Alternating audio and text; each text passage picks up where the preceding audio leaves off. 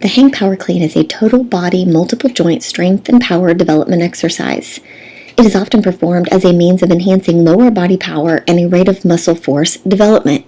In this video, we will be identifying the concepts of position, both linear and angular, velocity, and acceleration, Newton's laws according to this movement, as well as identifying the relevant joints, primary muscles involved, and types of contractions that are used during this exercise. Position, velocity, and acceleration are all important components that apply to the hang clean movement. The setup position of the hang clean is critical to ensure success. Failure to set up in proper positioning can lead to improper technique, thus increasing the risk of injury. During the catching phase of the hang clean, the position of the body becomes important again. Ensuring the trunk is upright with the core engaged and shoulders retracted will help to ensure the athlete catches the bar without compromising his or her lower back. The velocity and acceleration of the bar occur as the lifter begins the initial pull-up of the bar, and again when the bar begins to drop once gravity takes it over. The velocity and acceleration of the bar will depend on the amount of force the lifter applies to the bar. A few common errors that occur when performing this exercise which negatively impact the PVA are swinging the weight out in front of the body, bending the arms before the shrug is completed, and attempting to move the bar by performing a reverse arm curl motion. Swinging the weight out in front of the body increases the distance the bar is traveling, which impacts the acceleration and velocity of the weight. This leads to improper technique, resulting in making the lift more difficult. When an individual bends his or her arms before the shrug is completed, then the individual is negatively impacting the weight's acceleration by decelerating the bar with the arms. This leads to a less effective and efficient movement. Lastly, using one's arms to reverse curl the bar takes away from the explosiveness of the exercise and thus the intent of the exercise. Rather than using one's lower body, core, and upper body to explosively move the weight, the individual is curling the weight up, which affects the position of the catch, the velocity, and the acceleration of the weight. Instructing the individual on safe and proper lifting procedures is imperative to improve the technique and minimize injury. Using lightweight objects like broomsticks or PVC pipes can be a great way to teach the movement pattern and increase the motor control. Proper cueing and visual demonstration are other techniques that can help an individual perform the movement.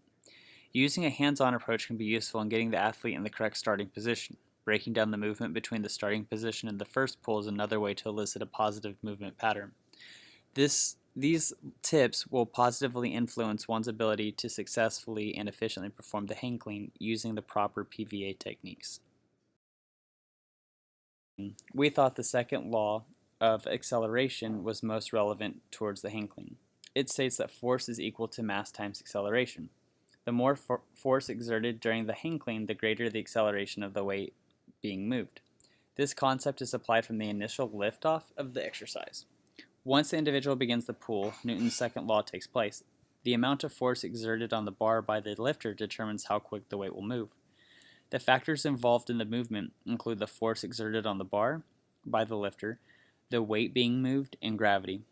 The force applied during the movement is dependent on the lifter's ability to produce. The weight itself is a factor. The more weight there is to move, the more force must be applied.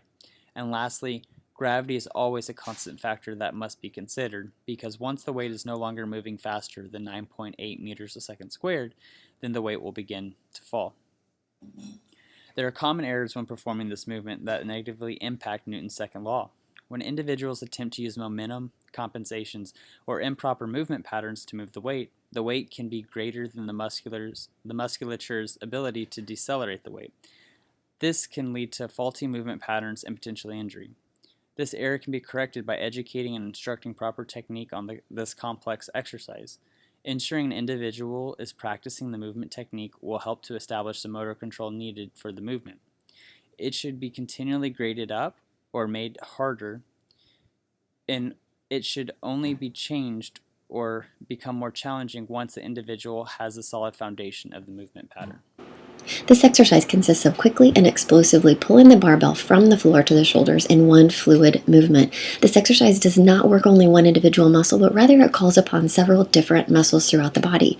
In this video, you'll notice there are going to be two muscle men you see, one of the anterior side of the body, one of the posterior. You'll notice some muscles might be highlighted that I do not mention. Some of these might be stabilizers, synergists, or assister muscles that work at different phases of this exercise. I'm going to focus on the concentric contractors and the primary movers during this exercise. Let's begin talking about the gluteus maximus. It's the largest muscle of the hip, and it's a primary mover of hip extension.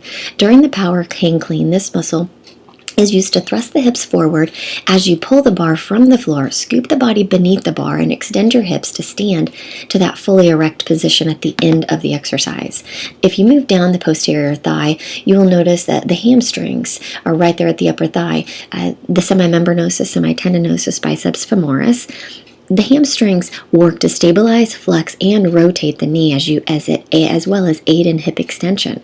These muscles flex the knee as you initially squat down, so they're in eccentric contraction to grab the bar, and then during the catch phase, concentrically, of this exercise. The hamstrings work through the entirety of the power clean to stabilize the knees. This group of muscles also work with the gluteus maximus as your hips extend during the exercise. Moving on down the posterior thigh to the lower calf, the soleus and the gastrocnemius muscles of the calf are responsible for plantar flexion, which occurs when you lift your heels off the floor. This action occurs after you've cleared the bar from the floor and you're transitioning into that second pull phase of the power clean. Moving to the anterior side of the body, the quadriceps are composed of 4 muscles: the vastus lateralis, vastus intermedius, vastus medialis, and rectus femoris. Now, these muscles work together to stabilize the knee and concentrically contract to extend the knee, and the rectus femoris also flexes the hips, which is more of an eccentric contraction as you are lowering to the ground to pick up that bar.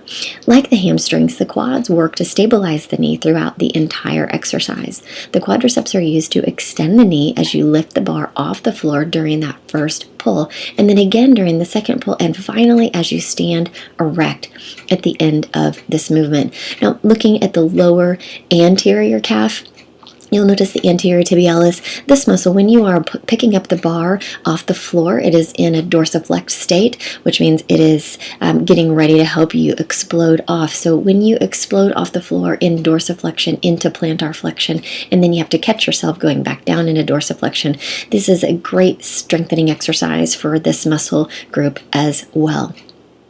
Moving again to the posterior side of the body, the back and shoulders, the deltoids of the shoulders and the trapezius of the back are the primary upper body muscles used during this power hang clean. The traps are used to shrug the shoulders during that pull phase of the exercise, and then they rotate the shoulder blades into an adduct state during that scoop phase. You'll notice the infraspinatus also assists in the external rotation, or concentrically contracts during the external rotation at that shoulder joint as well. The deltoids work to lift the arms up and pull your elbows out during that scoop phase, and then the second pull, and to stabilize your shoulders during the catch phase of the exercise. You'll notice the latissimus dorsi and teres major are going to assist to keep that shoulder joint adducted, which is close to the body, for a nice, safe, fluid movement.